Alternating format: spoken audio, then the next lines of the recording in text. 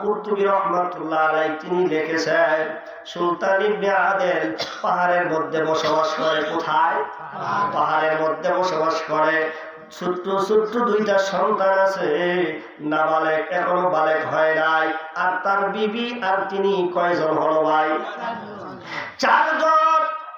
সরকারি জায়গার মধ্যে, এলাকার মধ্যে তো আছে বিভিন্ন বড় বড় বন আছে না আমার ভাইরা, এই সরকারি খাস জায়গার মধ্যে আল্লাহর ওলি জুফরি বানায় একটা ঘর বানাইয়া লতা পাতা দিয়ে ওই ঘরের ভিতরে থাকে আর আল্লাহর ইবাদত সাধনা করে। জোরে কোন সুবহানাল্লাহ। আল্লাহর পবিত্র নামের জিকির করে লা ইলাহা ইল্লাল্লাহ, লা ইলাহা ইল্লাল্লাহ, লা ইলাহা ইল্লাল্লাহ, জোরে লা ইলাহা ইল্লাল্লাহ, লা ইলাহা ইল্লাল্লাহ কে হাতুড়ি বানাইয়া কলবের উপর বাড়ি লাগাইয়া কলবের গুনাহ যাইবে জড়িয়া পড়ে লা ইলাহা ইল্লাল্লাহ, কালিমা লা ইলাহা ইল্লাল্লাহ, লা ইলাহা ইল্লাল্লাহ, ইলাহা ইল্লাল্লাহ মুহাম্মাদুর রাসূলুল্লাহ সাল্লাল্লাহু আলাইহি ওয়াসাল্লাম। আমার ভাইরা, আল্লাহ নবী ওই ঘরের ভিতরে আল্লাহর জিকির আজকার করে সাধনা করে। হঠাৎ করে তিনি রাতের বেলায় স্বপ্ন দেখতেছে। মানুষ দেখে না, স্বপ্ন দেখতেছে। আল্লাহ নবী কে যেন আমাকে হাত ছানি দিয়া ডাকতেছে আর বলতেছে আয় আয় ও সুলতান ইবনে আদেল আয়, দুনিয়ার হায়াত তোর ফুরিয়ে গেছে, দুনিয়ার জিন্দেগির সময় শেষ হয়ে গেছে, আমার সাথে মুলাকাত করার জন্য, দিদার করার জন্য চলিয়া আয়।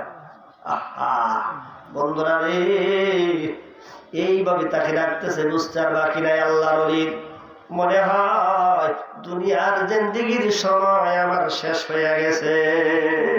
এই যে তাকায় দেখেন, কোথায় ছিলাম, কোথায় এলাম, আস্তে আস্তে বড় হইলাম দুনিয়ার জমিনে। দাড়ি ছিল না, এখন দাড়ি হয়েছে। দাড়িটা ছিল কালো, এখন সাদা হয়ে গেল। মাথার চুলগুলো সাদা হয়ে গেল। চোখের জ্যোতি আস্তে আস্তে কমে গেল। বাবা ভাইরা, কানের শ্রবণ শক্তি কমিয়া গেল, গিরার ভল কমিয়া গেল। বুঝতে আর বাকি নাই মরণ বেশি দূরে। প্রত্যেকটা মানুষ দৌড়িয়া কবরের দিকে রওনা হয়ে গেছি, কথা ঠিক কিনা? জানি না কোন দিন, কখন, কোন সময় জানি বারাকাল মউত আল্লাহ পাকের পক্ষ থেকে হুকুম হয়ে যায়, আপনার নিকট আইসা হাজির হইয়া যায়। কথা ঠিক কিনা? চোখের পলকে তুমি হতে পারো লাশ, চিরতরে বন্ধ হবে তোমার নিঃশ্বাস। চোখের পলকে তুমি হতে পারো লাশ, চিরতরে বন্ধ হবে তোমার নিঃশ্বাস। হবে এলান তোমার নাম, হবে এলান তোমার নাম মসজিদের মাইকে। বাড়িওয়ালা নাই রে বাড়ি, নাই রে দুনিয়াতে, বাড়িওয়ালা নাই রে বাড়ি, নাই রে দুনিয়াতে। ঠিক কিনা? কবে জানি দেখা যাবে বাড়িঘর সব কিছু পরে থাকবে, মাঝখান থেকে আমি আপনি থাকবো। থাকবো আমার ভাইরা, হতে পারে আজকে নাকবাড়ি চালা জামে মসজিদের উদ্যোগের বার্ষিক মাহফিল, এটাই আমার জন্য জীবনের শেষ মাহফিল। হতে পারে কি পারে না? আগামীকাল ফজরের নামাজের পরে আমরা যে বেঁচে থাকতে পারবো, জিন্দা থাকবো, এর কি কোনো গ্যারান্টি আছে? আমার ভাইরা, আল্লাহ নবী স্বপ্ন দেখলেন। স্বপ্ন দেখার পর ঘুমের মধ্যে তিনি চিৎকার করে কান্না শুরু করে দিলেন। খেলা আছে তো না? আমার ভাইরা এত জোরে কান্না করতেছে। পাশেই শোয়া ছিল তার বিবি। ঘুম থেকে চেতন পাওয়ার পর এবার স্বামীকে ডাক দিয়ে, আল্লাহ নবীকে ডাক দিয়ে বলতেছেন, স্বামী রে, ও আল্লাহ নবী, কি হয়েছে আপনার? কি জন্য আপনি কান্দেন? কারণটা কি? এবার তিনি চেতন পাওয়ার পর আরো জোরে জোরে কান্না করেন। কি হয়েছে আপনার, কেন কান্দেন? কোন দুঃস্বপ্ন দেখেছেন মনে হয়? কয় হ্যাঁ, এমন একটা স্বপ্ন দেখলাম রে বিবি, কে যেন আমাকে হাতছানি দিয়ে ডাকতেছে আর বলতেছে দুনিয়ার জিন্দেগির সময় তো শেষ। বিবির এই মনসা কি দেয়, আমি বুঝি আর দুনিয়ার জমিনে বাঁচবো না। বিবি শুনো, আমি যদি চলে যাই, এই জায়গায় তো কোনো বাড়িঘর নাই, কোনো মানুষ নাই, জঙ্গলের ভিতরে বসবাস, হিংস্র প্রাণীরা থাকে, ছোট্ট ছোট্ট দুইটা সন্তান এখনো নাবালেগ বালক হয় নাই। আর বিবি রে, কে আমার কবর খনন করবে, কে আমাকে গোসল দিবে, কাফন পরাবে, জানাজা পড়বে? বিবি রে, একটা কথা বলি শোনো, আমার জন্য কাপড়ের কাপড় কি দিয়া দিবা, এইটা শুধু তোমার কাছে জানতে চাই। সুবহানাল্লাহ। পর্দার অন্তরে মা বোনেরা খেয়াল করে শুনেন, অনেক সময় আপনাদের স্বামী আপনাকে পরীক্ষা করতে পারে, কথা ঠিক কিনা? তোমার এত ভালোবাসলাম, মাথা গাম পায়ে ফেলে তো কষ্ট করে রুজি রোজগার করে খাওয়াইলাম, সাগর দিঘির বাজার, দরাপাড়া বাজার, কত দূরে মাথা করে কত কিছু নিয়ে বিক্রি করে সদাই পাতি করে এনে তোমারে খাওয়াইলাম। বিবি রে, তোমার কাছে একটা জিনিস চাইব, দিবা? এইভাবে পরীক্ষা করতে পারে কি পারে না? আমার ভাইয়া, এই পর্দার অন্তরে মা, আল্লাহর সুলতান ইবনে আদম, আল্লাহর সুলতান ইবনে আদম বিবিকে ডেকে ডেকে বলতেছে, বিবি রে, আমার কাপড়ের কাপড়টা কি দিয়া দিবা, শুধু এটা আমি তোমার কাছে জানতে চাই। সুবহানাল্লাহ। বিবি এবার বুঝতে আর বাকি নাই, আমার কাছে এই প্রশ্ন করলো, আমি এখন কি দিব, আমার কাছে কি আছে? এই জন্য বিবি ডাক দিয়ে বলতেছে, প্রাণের স্বামী গো, আমি আর কি দিব, আমার পরনে একটা মাত্র কাপড়। জিকির করেন, লা ইলাহা ইল্লাল্লাহ, লা ইলাহা ইল্লাল্লাহ, লা ইলাহা ইল্লাল্লাহ, লা ইলাহা ইল্লাল্লাহ, লা ইলাহা ইল্লাল্লাহ, ও লা ইলাহা ইল্লাল্লাহ, আর জোরে লা ইলাহা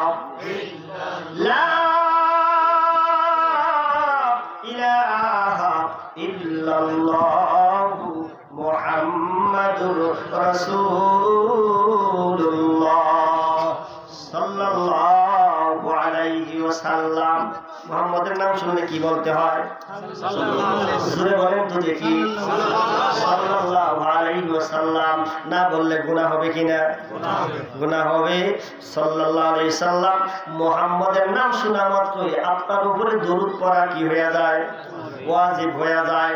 বন্ধুরা আমার, আল্লাহর পয়গম্বর রাহমাতাল লিল আলামিন মসজিদে মিম্বারের মধ্যে বসা, জিবরাইল আলাইহিস সালাতু ওয়াস সালাম এসে বললেন, ও নবীজি, ধ্বংস হয়ে যাক ওই ব্যক্তি, যে ব্যক্তি মাতা পিতা পাইল অথচ তাদের খেদমত করে জান্নাত কামাই করতে পারল না।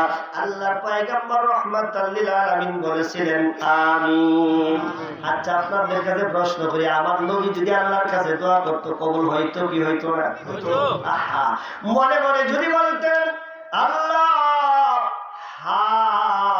এটা যদি হয়ে যাইতো, আল্লাহ পাক সেটাই কবুল করে নিতেন। জোরে বলেন সুবহানাল্লাহ।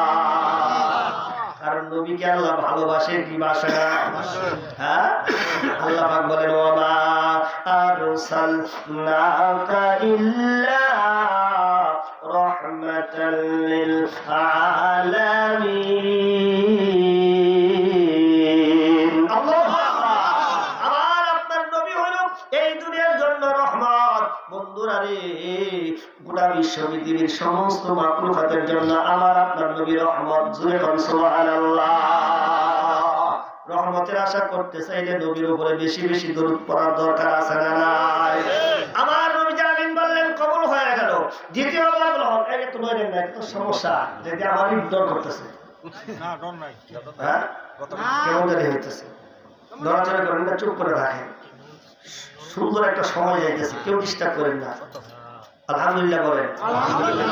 এখন কাজ আছে, কাজ আছে না? মাহফিলটা তাকে উদ্দেশ্য করে বানাইছে আল্লাহ পাক, যেমন মানুষ এবং যিনি উদ্দেশ্য করে বানাইছেন পাঠাইছেন তার ইবাদত করার জন্য, তার গোলামি করার জন্য, তার দাসত্ব স্বীকার করার জন্য। এই মাহফিলটার একটা উদ্দেশ্য আছে। এই জন্য সবাই একটু মেহেরবানি করে একটু সাইলেন্ট চোখ থাকি, নীরবে কথাগুলো শুনি। আল্লাহ যেন আমাদেরকে কবুল করেন, জোরে কন আমিন। খুব ভালো লাগতেছে আপনাদেরকে দেখে। আল্লাহ যেন আপনাদেরকে জান্নাতি হিসাবে কবুল করে, আমিন। সাথে সাথে আমি এই নগণ্য বান্দা আপনাদের পায়ে দুলিশ সমতুল্য আমি না খেদমতে হাজির হয়ে গেছি আপনাদের সাথে, ইমামায়ে কেরামদের সাথে যেন আমাকে আল্লাহ মাফ করে দেয়, একটু জোরে করে আমিন। অহংকারকারীকে আল্লাহ পছন্দ করে না। আমি যদি মনে করি ইনো যারা আছে সবাই আমার ছাত্র, আমি বেশি বুঝি, তাহলে শয়তানের বন্ধু আমি জসিম হবে সব কথা ঠিক কিনা?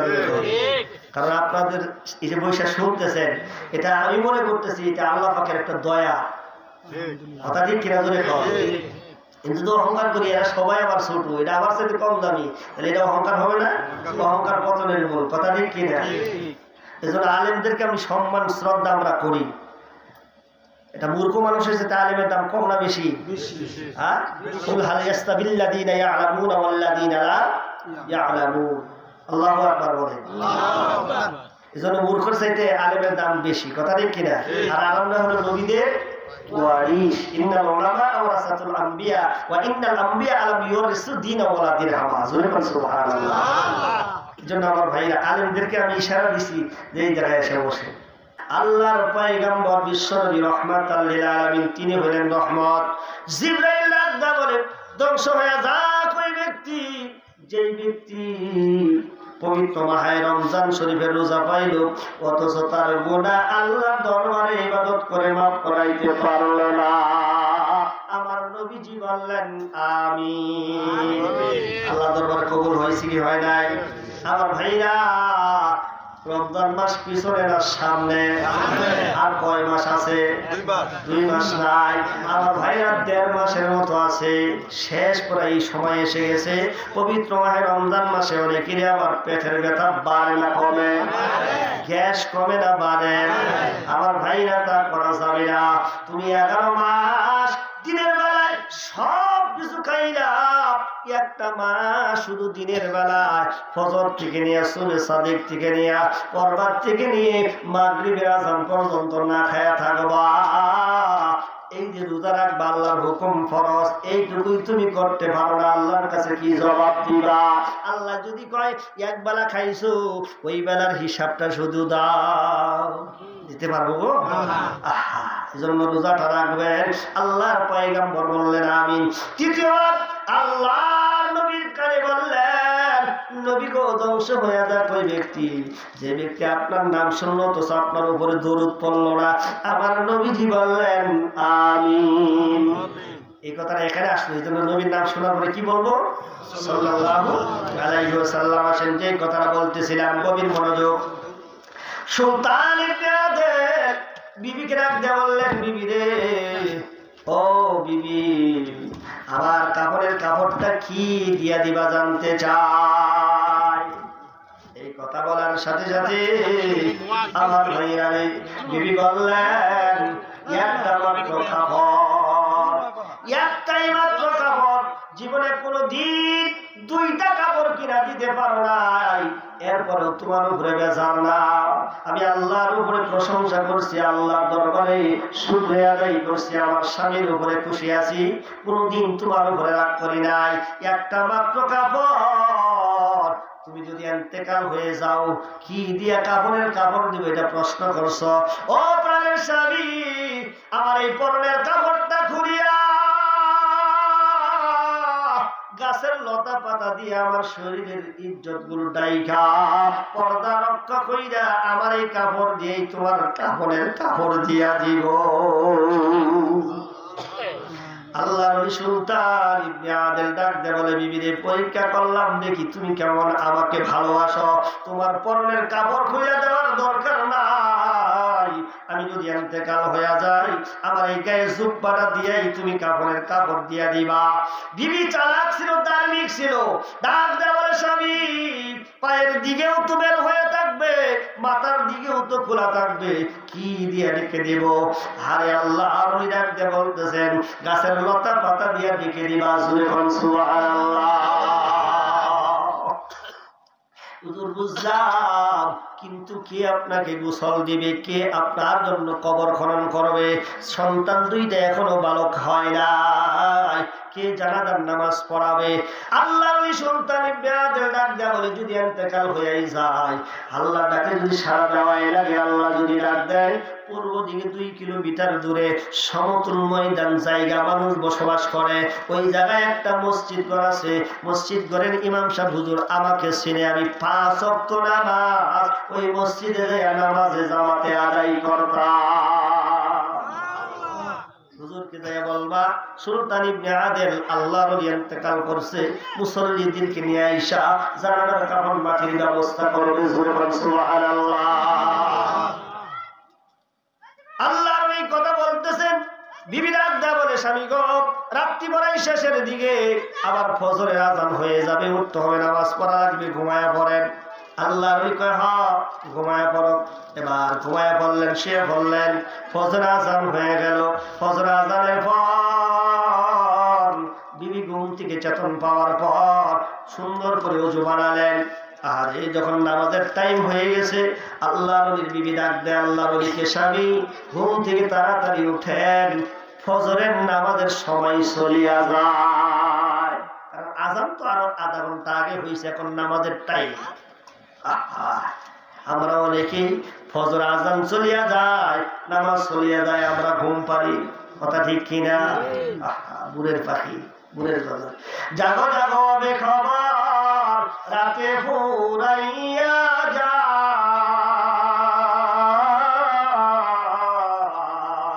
কত কালো অচেতনের রবি ঘুমের বিছানায়, এসো মাওলার বিছানায়।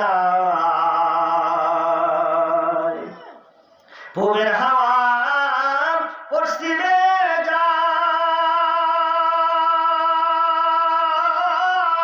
তোমার খবর নবীরে কয়। শোনো নবী, উম্মত তোমার এখনো ঘুমায়,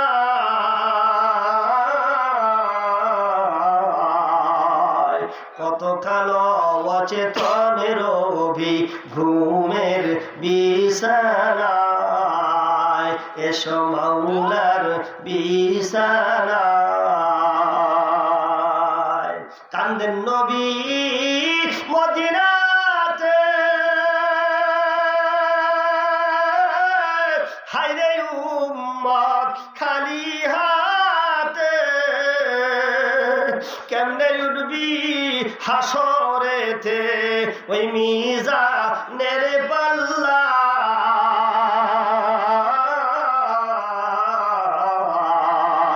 কত কালো অচেতনের রবি ঘুমের বিছানায়, এসো মাওলার বিছানায়। ঠিক কিনা আমার ভাইরা? আল্লাহর ওলিকে আবার ডাক দেওয়া শুরু করলেন, স্বামী উঠেন, ফজর রক্ত চলিয়া যায়। আল্লাহর ওলি এখন আর কথা বলে না, লাড়াচড়া নাই, কোনো শব্দ নাই। আবার ডাক দিলেন, ও প্রাণের স্বামী, ঘুম থেকে উঠেন, নামাজের সময় চলিয়া যায়। আল্লাহর ওলি আর কথা বলে না। ভালো করে লক্ষ্য করে তাকায় দেখে রে ভাই, আল্লাহর ওলি সুলতান ইবনে আদেল দুনিয়ার জমিনে আর জিন্দা না। বন্ধুরা রে,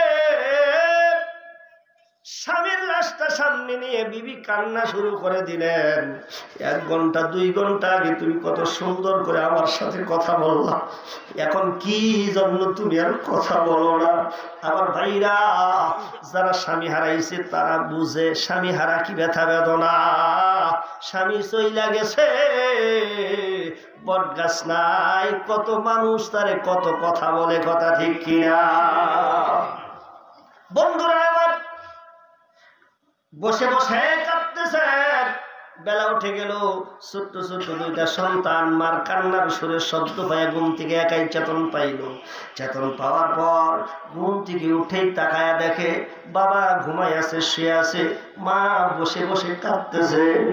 আমার ভাইরা, আপনারা যারা আছেন, যাদের মা আছে, মা যদি বসে বসে কান্দে সন্তানের কি ভালো লাগে?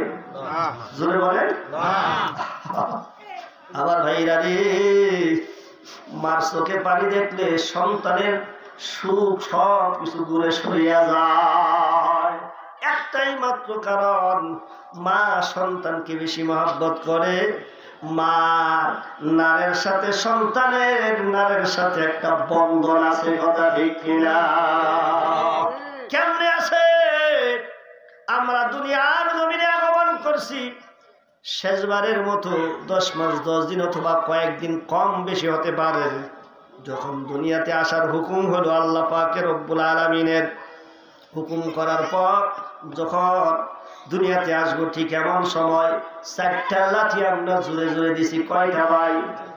4টা লাঠি এত জোরে দিছি, প্রথম লাঠিটা যখন আমি আপনি মাকে দিছি, মা পেটের ব্যথা শুরু হয়ে গেছে।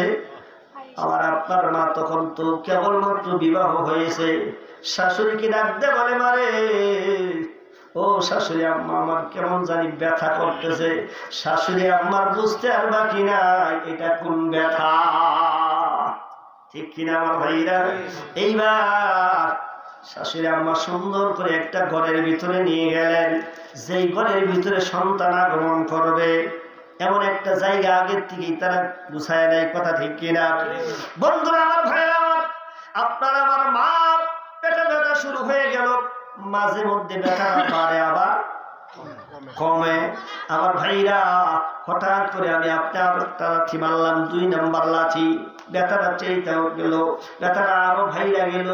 আমার ভাইরা, বন্ধুরা আমার, ডাক্তার যারা, আমার বৈজ্ঞানিক যারা, তারা সায়েন্সে প্রমাণ করছে বড় বড় 4টা লাঠি দেয়। এবার 3য় নাম্বার লাঠিটা যখন দেয়, মার কলিজার মধ্যে যাইয়া এমন জোরে যাইয়া লাগে লাঠিটা, মা চিৎকার করে করে কান্দে।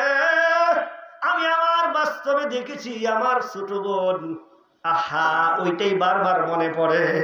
আমি রুমের বাহিরে, এই যে টিনের বেড়ার বাহিরে দাঁড়িয়ে আছি, আমার বোনের ব্যথা শুরু হয়ে গেছে। আমার মাও ঘরে আমাদের বাড়িতে মাঝে মধ্যে চিৎকার করে করে কান্দে। এইভাবে আধা ঘন্টা 1 ঘন্টা চলে গেল, 2 ঘন্টা চলে গেল, সন্ধ্যা করে আসতেছে। আমি খালি বলি, মা এখন আমি কি করব? আহারে, হঠাৎ করে দেখি এমন জোরে একটা চিৎকার মারছে। ওই চিৎকারের মধ্যে আমার ডাকতে বলে, ভাই গো, বড় হয়ে আমি আর বাঁচবো না, আমি ভাই হয়ে আর কুলাইতে পারি নাই, চোখের পানি ছেড়ে দিলাম। বুঝলাম এই কষ্ট তো আমার মাও আমার জন্য করছে, কথা ঠিক কিনা? বন্ধুরা রে, 3য়বার লাঠি আমি আপনার মাকে মারছি, আর কলিজার মধ্যে যাইয়া এমন জোরে লাগছে লাঠিটা, মার কলিজার ভিতরে যাওয়ার সাথে সাথে আমি আপনি যে পর্দার ভিতরে ছিলাম পর্দাটা ফেটে গেছে। 4বার যখন লাঠিটা আমি আপনি মারছি রে, আমার মা, আপনার মা অজ্ঞান হইয়া বেহুশ হইয়া জমিনে পড়ে গেছে। আমি আপনি দুনিয়াতে আসছি। এবার হুশ ফিরে আসার সাথে সাথে মা রক্ত মাখা অবস্থায় বলছে, কে গো তোমরা আমার পাশে? আমার সন্তানকে একটু দেখাও।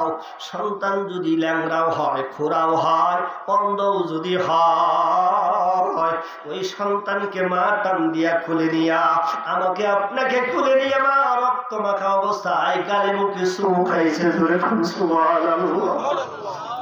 এ হলো মা। আমার নবীজিকে জয়নুল সাহাবী প্রশ্ন করলেন, আমার কাছে সবচাইতে কে বেশি সম্মান পাবে, অগ্রাধিকার কাকে বেশি সম্মান করব, কাকে বেশি মহব্বত করব, কার খেদমত করব? আমার নবীজি বললেন, তোমার মা। হুজুর, এরপরে কার? তোমার মা। তারপরে কে? তোমার মা। হুজুর, তারপরে কে? তোমার বাবা। কথা ঠিক কিনা? 3বার বলার কারণ হলো 10 মাস 10 দিন আমি আপনি আপনার মায়ের মধ্যে, আমার মায়ের গর্ভের মধ্যে, পেটের মধ্যে ছিলাম। মাঝে মধ্যে আমরা এখানে যারা আছি, গ্যাস যদি পেটের মধ্যে হয়ে যায়, খানা যদি বেশি খায়া ফেলি, তাহলে বৈশাও থাকতে পারি না, ভালো লাগে না, শুয়েও থাকতে পারি না, হাঁটতেও পারি না। কথা ঠিক কিনা? আমার আপনার মা আমাকে, আমার আপনাকে এত বড় একটা মানুষ পেটের মধ্যে নিয়ে 1 দিন 2 দিন ঘোরাফেরা করে। আমার নবীজি বলছেন, বলছেন এই জন্য প্রথমবার। দ্বিতীয়বার হলো সন্তান ডেলিভারি হওয়ার সময় যে ব্যথা বেদনা কষ্ট দুনিয়ার কেউ জানে না, আল্লাহ ছাড়া আর মা ছাড়া, এই জন্য দ্বিতীয়বার। তৃতীয়বার হলো সন্তান দুনিয়াতে আসার পর আমি আপনি মার বুকের উপরে সই আমার আপনার পা দিয়া কত লাথি দিছি, আর আমার বুকের উপরে সইরা দুধ পান করছি, কত বুসা পায়খানা করে দিছি, ঠান্ডা রাত্রিতে মা দূরে সরাইয়া ফালাইয়া দেয় নাই। গভীর রাত্রিতে আমার আপনার আব্বা ঘুম থেকে চেতন পাওয়ার পর হঠাৎ করে তাকায় দেখছে আমার আপনার মা দাঁড়ায় আছে অথবা বসে আছে।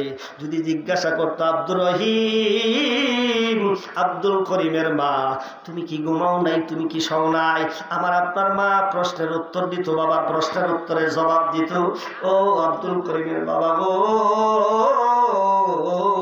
কেমনে ঘুমাবো, সন্তান পেটের মধ্যে আঘাত করে লাড়াছাড়া দেয়, শুয়েও থাকতে পারি না, বসেও থাকতে পারি না, দাঁড়ায়ও থাকতে পারি না। এই কষ্ট আমরা আমাদের মাকে দিছি কি দেই না? দুনিয়ার জমিনে একটা মানুষ আপনার জন্য আমার জন্য মিথ্যা কথা বলেছে, সেটা আর কেউ না, সেটা হলো মা।